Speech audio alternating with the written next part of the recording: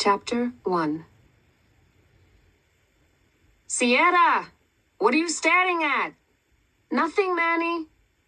Blatant lie.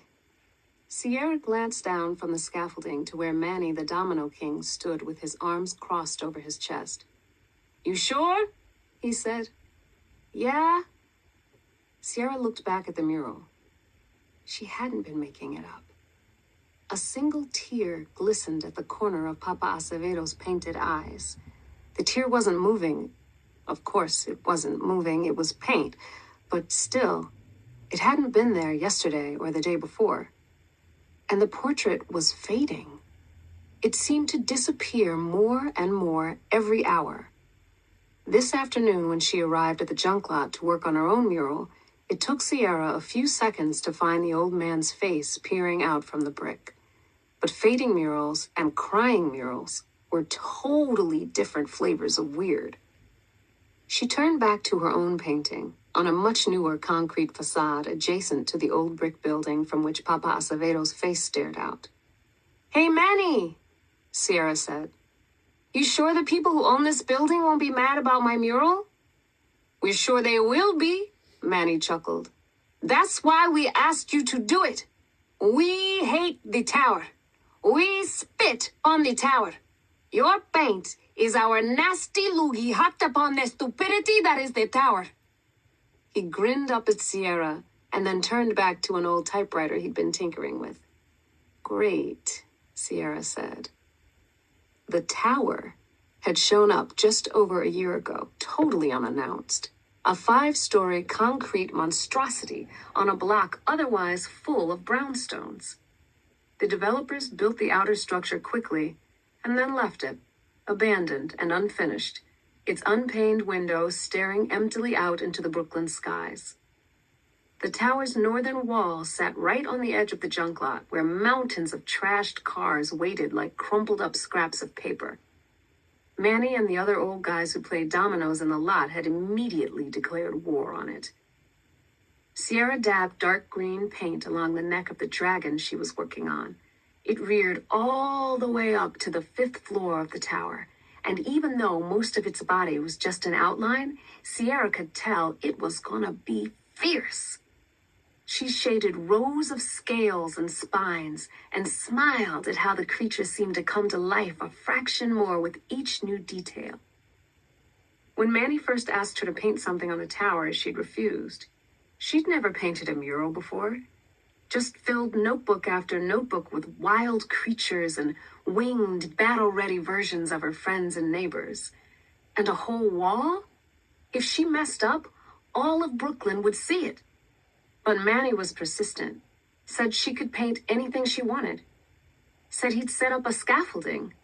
He added that if her old Grandpa Lazaro was still talking in full sentences instead of laid up from that stroke he'd had, he would have wanted her to do it too.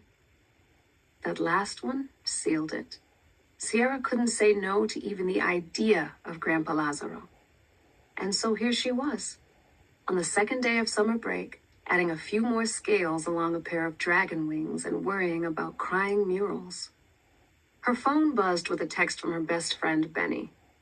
Party at Sully's tonight, first of the summer! I will meet you at your house. Be ready in an hour. The first party of the summer was always amazing. Sierra smiled, pocketed her phone, and started packing up her supplies. It was 9 p.m. The dragon could wait. She looked back at the mural of Papa Acevedo, barely visible now against the crumbling brick wall.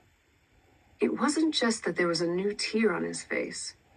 His whole expression had changed.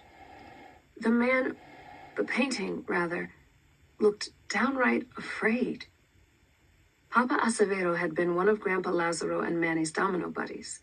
He'd always had a kind smile or a joke for Sierra, and whoever had painted his memorial portrait had captured that warmth perfectly.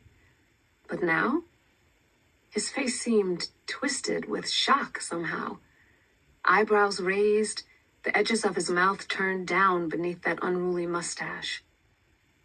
The glistening painted tear trembled and slid out of the old man's eye and down his face. Sierra gasped. What the? The scaffolding shivered, She looked down. Manny had one hand on a support beam, the other cupped around the phone earpiece he always had in. His head was bowed, shaking from side to side. "When?" Manny said. "How long ago?" Sierra looked one last time at Papa Acevedo and climbed down the scaffolding. "You are sure?" Manny looked up at her and then back down. "You're sure it was him?" "You okay?" Sierra whispered. "I'll be right there. Ya vengo ahora mismo. Dentro de 15 minutos. Okay." Manny poked the button on his earpiece and stared at the ground for a few seconds. "What happened?" Sierra asked. "Reporter stuff," Manny said. He closed his eyes. Besides being the self-appointed domino king of Brooklyn, he published, wrote, and delivered the Bed-Stuy Searchlight, churning out the 3 pages of local gossip and event updates from a little basement printing press over on Ralph Avenue. The Searchlight had been coming every day for as long as Sierra could remember. "Somebody you know?" Manny nodded. "New. Oberno, we called him. He's gone." "Dead?" He nodded, shook his head, nodded again. "Manny, what does that mean?" "I have to go, Sierra. You finish this painting, you hear me?" "What, tonight? Manny, No!" He looked at her, finally smiled. "Of course not, just soon." "Okay, Manny." In a flurry of jangling keys and heavy breathing, Manny shut down the industrial lights and let them out of the iron fence around the junk lot. "Have a good time tonight, Sierra. Don't worry about me, but be careful." Sierra's phone buzzed as she watched Manny rush off into the Brooklyn night. It was Benny again. "You coming, right?" Sierra texted a quick yeah and pocketed her phone. An early summer breeze wafted through her hair as she fast walked past brownstones and corner stores, rounded the corner onto Lafayette and headed home. She had to get ready for the party and check on Grandpa Lazaro, but all she could think about was Papa Acevedo's teardrop.